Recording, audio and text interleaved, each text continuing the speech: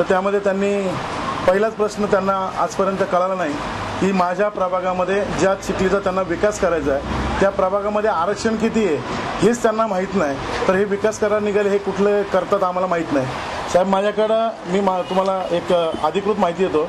माझ्या प्रभागामध्ये 42 आरक्षण आहेत. ती अधिकृत तुम्हाला मी हा पेपर दाखवतो. आणि 42 आरक्षण असणार त्यामध्ये जवळपास 17 आरक्षण ही माझ्या रेड झोनमध्ये आहे. त्यामुळे रेड झोनमध्ये आपल्याला प्रश्न माहिती आहे की रेड झोनमध्ये काही आरक्षण मला विकसित करण्याला थोडीशी अडचण तुम्हाला सर्वांना माहिती आहे की आम्ही रेड झोनमध्ये कुठली कामं करू शकत नाही. आज मी सांगतो की मी कुठली कामं महानगरपालिकेच्या माध्यमातून 2007 ते 2016 कुठली केलेली आहेत. जो 360 बेडचं हॉस्पिटल जेणेकरून YCMच्या नंतरचं सेकंड हॉस्पिटल हे चिखली आकुर्डी दिवाळंदी रोडला 7.5 एकर एरियामध्ये हे जवळपास आपण 360 बेडचं हॉस्पिटल आत्ता प्रस्तावित त्याला 8.5 कोटी रुपये आपण टाकलेले आहेत. आत्ता आपला तो निधी त्याला ओपन आहे. तिथं थोडंसे शेतकऱ्यांच्या जवळपास 70% जागा ताब्यात आलेल्या आहे. 30% शेतकऱ्यांचं थोडं लिटिगेशन असल्यामुळं ते आम्हाला थोडीशी अडचण आलेली आहे. माझ्या विरोधात काय स्टँडबाजी करायला जागा नाही म्हणून हे आत्ता सध्या उपोषण बसले आहेत. पण ह्या आता तुम्ही उपोषण बघा किती लोक तिथे बसले आहेत. 80,000च्या वार्डमध्ये 5 लोक उपोषण बसलेत म्हणजे शोकांतिका आहे. एवढा सगळा विकास सुरू केलेला आहे. हे जर माहीत नसेल तर मग ह्याच्यापेक्षा साहेब दुर्भाग्य काय. मी जाहीरपणे सांगतो माझ्या प्रभागामध्ये प्रभाग क्रमांक 3 मध्ये 42 आरक्षण आहेत आणि त्यामध्ये 17 रेड झोनमध्ये आहेत. जवळपास मी त्यातले सुद्धा 30% आरक्षण मी आता विकसित घेतलेले आहेत. काही केले आहेत काही करतोय. उपोषणाला बसलाय त्याबाबत जर सांगितलं साहेब त्याचे धंदे काय आहेत. त्याच्यावर 376ची पूर्वीची केस आहे. जर मी जाहीरपणे सांगतो त्याला 376च्या केसमध्ये तो 6 महिने जेलमध्ये होता. त्याच्यानंतर त्याचे एक पुन्हा हॉटेल त्यांनी एक आमची टावर लाईन चालू आहे. MSCBची टावर लाईन चालू आहे. त्या टावर लाईनमध्ये आमचे सगळे पोल झालेले आहेत. त्यांच्या समोर दाराच्या दुकानासमोर एक पोल येतोय आणि पोल येत असताना त्यांनी टावर लाईन करून देत नाही.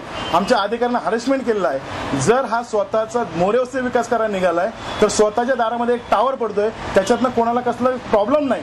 त्याच्यामुळे जीवितहानी याच्यापूर्वी माझ्या इथं 7 लोक त्या टावर लाईनला चिटकून मेलेले आहेत. एवढं असताना 2007 पासून आम्ही त्या टावर लाईनची मागणी करत होतो. आणि ती मागणी करत असताना हे BJPचे कार्यकर्ते आणि स्वतःच्या दुकानासमोर बसवायचं नाही म्हणून त्या टावर लाईनला विरोध केलाय. म्हणजे असंच झालं शिवाजी जलावला पाहिजे पण तो दुसऱ्या दारात माझ्या दारात नको आणि हे विकास करायला मोरचे निघालेत. मला याची शक्यता होऊन जवळजवळ 20 वर्ष पूर्ण झालेले. 20 वर्ष पूर्ण झाले तरी या भागातल्या नागरिकांसाठी कुठलेही म्हणजे खेळायचं मैदान, हॉस्पिटल, गार्डन, एकही DP प्लॅनचा रस्ता डेव्हलप झालेला नाहीये.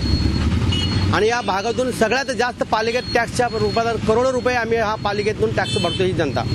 मग हा टॅक्सचा वापर नुसतेच ठेकेदारांचे टेंडर काढून त्यांचे खिसे भरण्यासाठी केला जातो का हे आमच्या राजकारणी लोकांना आमचं म्हणणं आहे. काय प्रलंबित प्रश्न आहे या विभागात? या भागात 84 आरक्षण आहेत या भागामध्ये चिखली भागामध्ये. त्यातलं एकही आरक्षणाने विकसित केलेलं नाहीये. एकही या भागात DP प्लॅन म्हणा कुठल्याही प्रकारचे नागरी सुविधा म्हणतात. आता जे ड्रेनेज लाईनचा हा घोर प्रश्न आहे की असं कुठलीही असे ड्रेनेज लाईन नाही की रेन वॉटरची सुविधा नाहीये. आज पाऊस पडला तर लोकांच्या घरामध्ये पाणी जातील अशी परिस्थिती आहे. आणि जे गटर आहेत ते नियोजनबद्ध नाही आहेत. वेळोवेळी असे चोकअप होतात.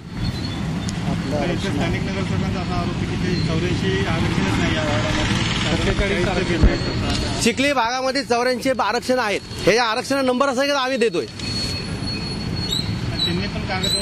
हे आरक्षण आहेत का बघा ना. आरक्षण आहेत हे आरक्षण बघा याच्यावर नंबर आहे. आरक्षण चिखली भागाचा हा पूर्ण भागाचा आहे. चिखलीचा आहे आणि ह्या भागातला पण भरपूर आरक्षण आहे. त्या भागात सुद्धा अजिबात नाही. हे त्यांची चुकीचे प्रश्न आहे.